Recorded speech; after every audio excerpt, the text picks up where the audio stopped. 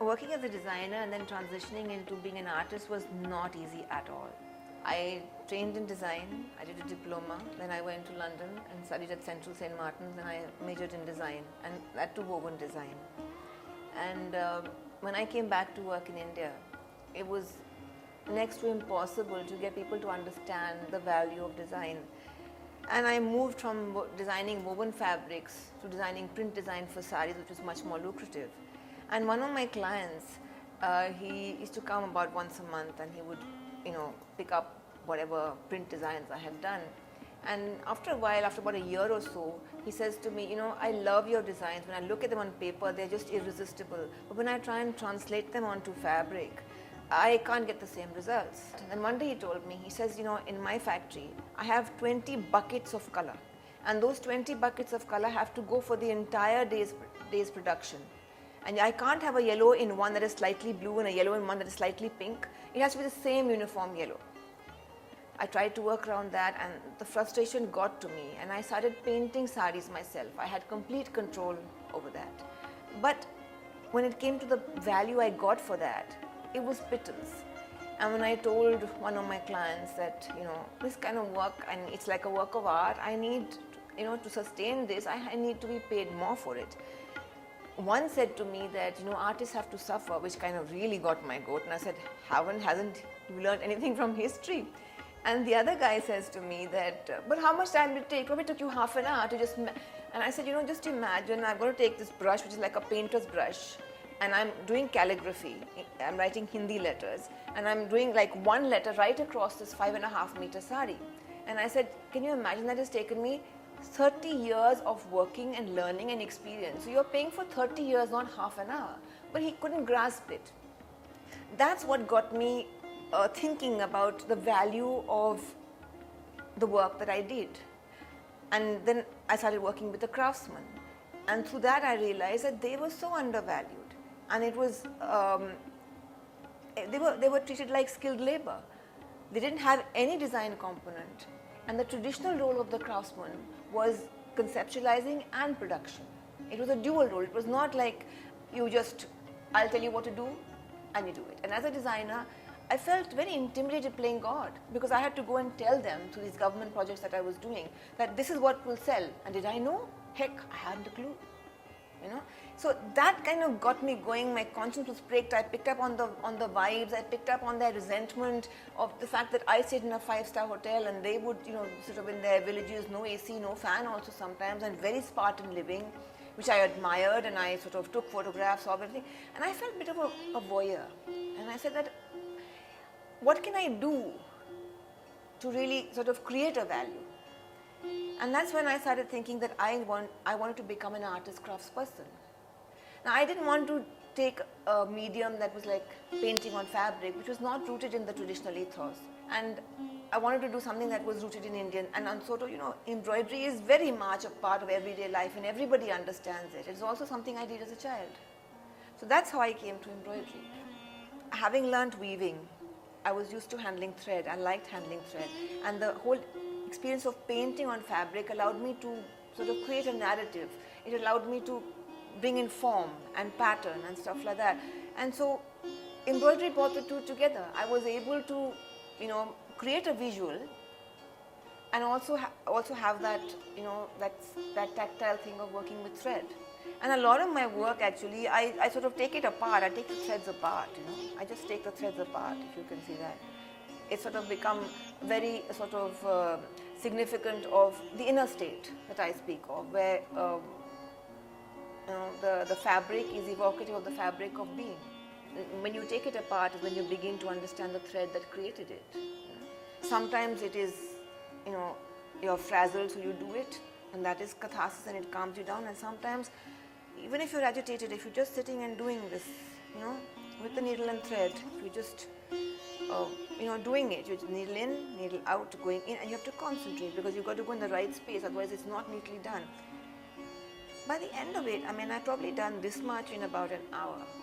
And I'm in a different frame of mind. Sometimes I have the TV on and I switch it off because I don't want that to interfere. Thoughts are coming up, ideas are coming up, and I just want to focus on that. I was always very fond of photography, and but it was always an exercise getting the camera out. I got this new phone and it had a not half bad camera, and I was, sort of experimenting and taking photographs of everything, the shadows on the thing, the flowers dying, anything. And I could, every moment, it was just a moment. It was so easy to take photographs. And one day I just honed in on my teacup. And there was marks in my teacup, little rings. And where the tea had sort of, like the tea sits for a while, there was a mark there. And I just had a cup of garam masala chai. Now, garam masala chai is a very Indian chai. We don't use the best tea leaves for it. We use the CTC tea leaves, and we mix various condiments in it. And so it was, you'll have cardamom, you'll have fennel, you'll have black pepper whole, and cinnamon. It's cooked. It's not boiled. It's simmered for a while, and then you add milk and you add the sugar, and it's very spicy and flavorful. And I really love it, especially in the winter months. So, then it leaves all the residue. And so those were the marks I started photographing them, and I was really fascinated. And then I had this whole collection of photographs and images, and I was wondering, where should I begin work with? The concept was interior spaces. I was looking at the exterior world to reflect the interior, the mind spaces. And I was leafing through a book, and I found an artist had done a teacup, a Japanese artist had done a teacup, and I said, that's what I'm going to start with. And so I started working with the teacup, and I started doing, I got these images digitally printed onto the fabric, because I thought it would take me forever to try and recreate the cup, and then it would not really allow me to go to explore the inner space. It would be more about representative, and I didn't want my embroidery to be about the representation. I photographed bits of my journal, which at that time I used to write by hand. Then I started putting the whole thing together, and it's very layered. There are about 3 or 4 layers, because I like to work with kantha, the running stitch, and I like to create that quilted effect. So I started exploring the cup, and then I went deeper into the stains. I would photograph them and then have them enlarged. Then they would go a little fuzzy, and the colors would get a bit distorted.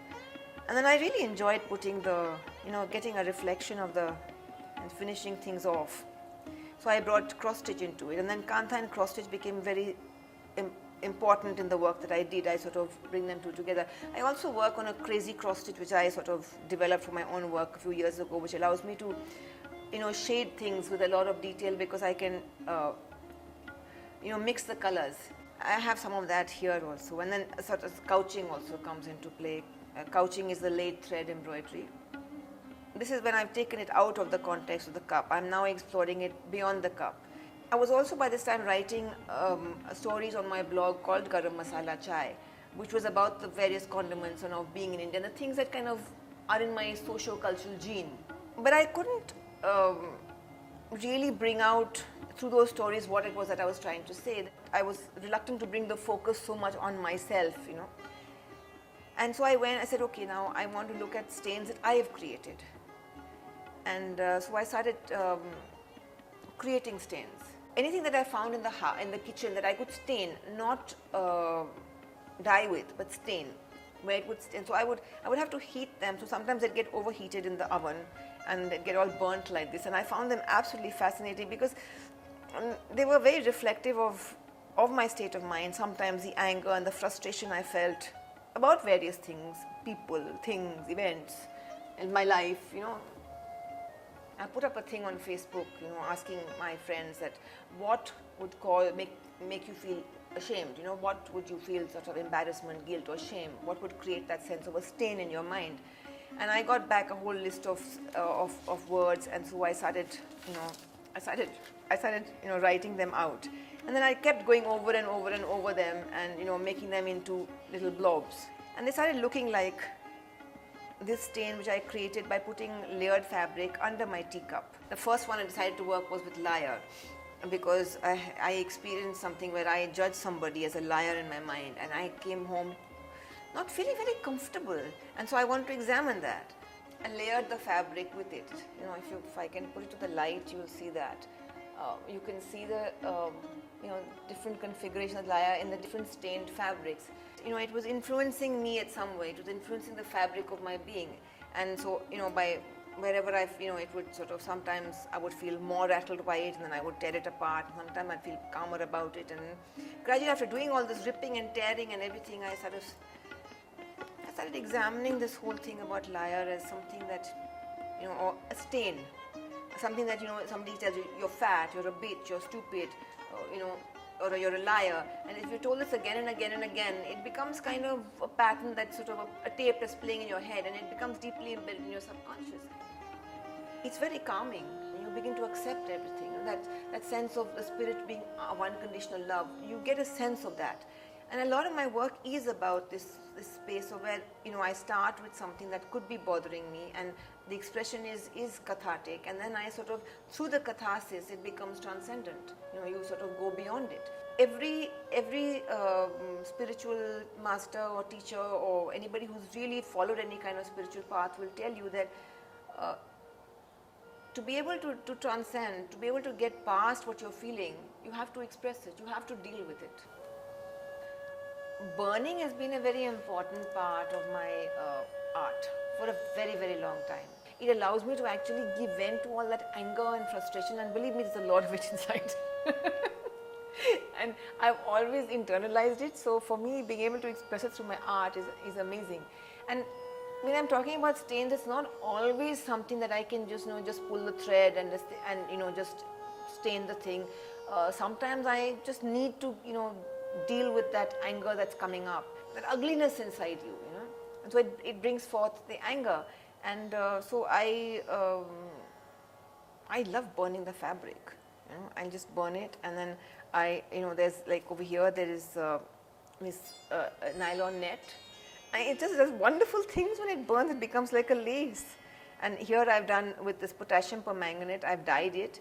It's like you create something to perfection and then you burn it. It's almost like something self-destructive, but a lot of the times we are. I do the embroidery, I finish it perfectly, and then I suddenly realize, no, this is not the way I'm feeling. And then I'll decide what I want to do with it. Sometimes I want to rip it apart, sometimes I want to burn it. And then I make the videos while I'm burning. And when I'm watching the video afterwards, you can see the embers, the red and the yellow, and it's just kind of glowing. It's almost like mesmerizing. I just love to watch it. Sometimes if I'm getting angry now, I just watch the video instead of, instead of burning the whole house down. I watch the